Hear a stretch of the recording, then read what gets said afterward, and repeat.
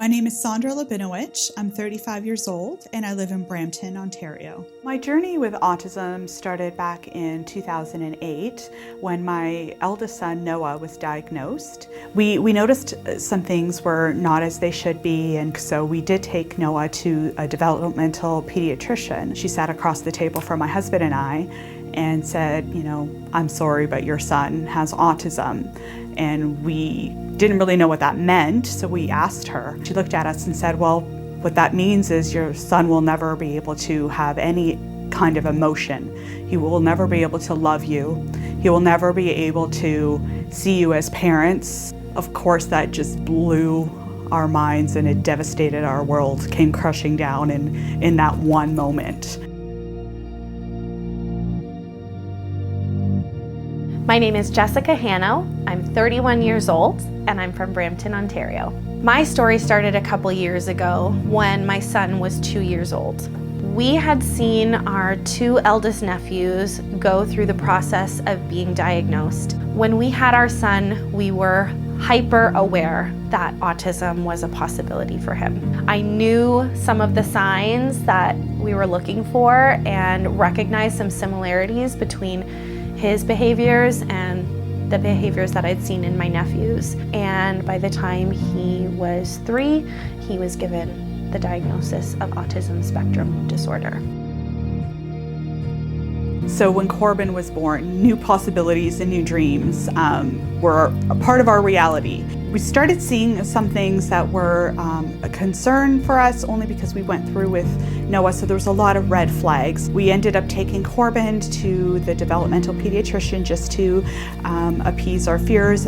Once again, we were told that Corbin was diagnosed with autism as well. It's very hard. It's a hard thing to adjust your reality, and your dreams kind of get swept away. And you have to create new dreams, and it took us a long time to get to that point. Everything that you hoped for your child seems to be shattered in that moment. You feel like you are losing your child in a sense. It was a really sad moment for myself and my husband, and finally coming to the realization that this was our new reality. Autism is a neurological disorder that causes language development delays and social impairments. For us in our home, what autism has meant is sensory challenges. It has meant delayed vocabulary. It has meant triggers and tantrums of epic proportions. And it has meant also moments of great joy. For us, what it means in our daily lives is never hearing my son call me mommy. It means not being able to have a conversation with my son, to ask him how his day was. It means helping with toileting, cleaning him up, wiping up after him, not being allowed to flush the toilet in my house because my son will scream at the top of his lungs. Autism also brings a lot of unconditional love.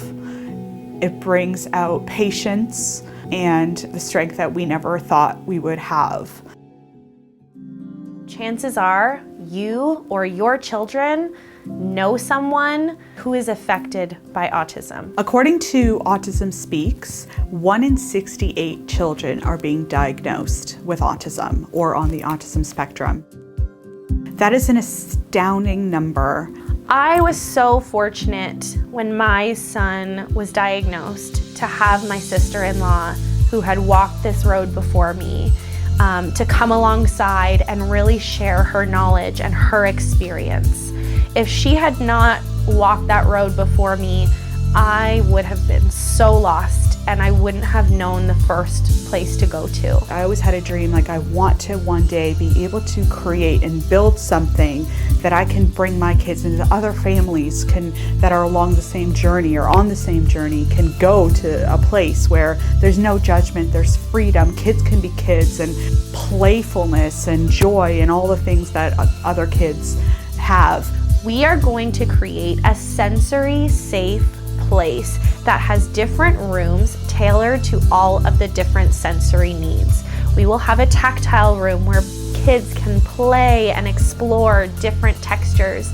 We will have a room specifically for sound where they can experience different sounds, play music. We will have a tumbler room where they can have a climbing structure and experience some of those gross motor movements.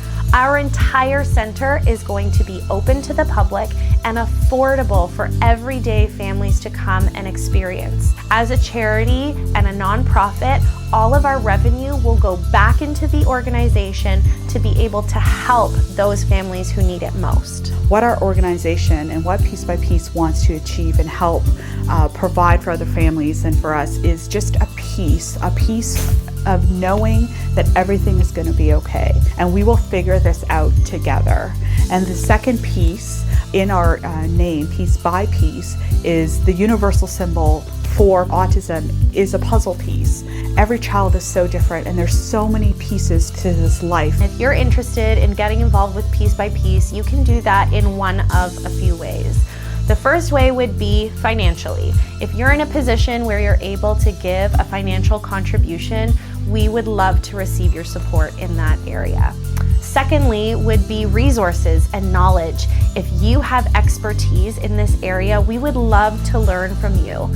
The third way would be to spread the word. We need people to get excited about what Piece by Piece is doing. We would love for you to follow us, like our posts, and spread the word. My son wore sunglasses to therapy the other day, and when I picked him up, I was told to ask him, why is he wearing sunglasses inside? So when I asked, Jackson, why are you wearing sunglasses inside? The answer I got was, because my future is bright.